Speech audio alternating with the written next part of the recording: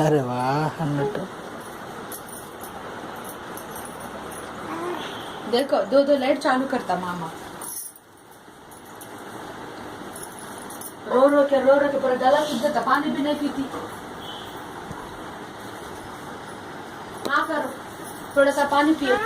हाँ पियो P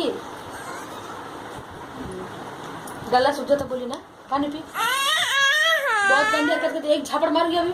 P तेरे हाथ से पकड़ो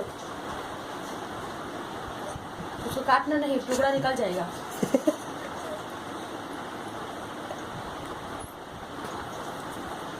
दो हाथ से पकड़ो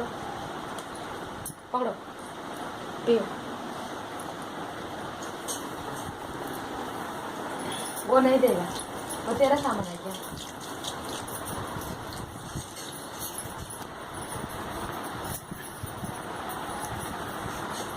ऐसा नहीं उसको ऊपर स्ट्रा नहीं ऐसे पकड़ के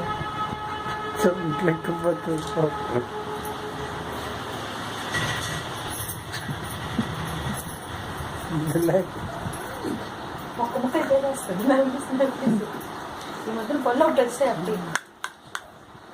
మూత తలగడతారా ఇంకా కోతి రెండింటికి అతికిస్తావా అయితే క్రికెట్ లాదా స్టార్ స్పోర్ట్స్ చేస్తాం పండుగ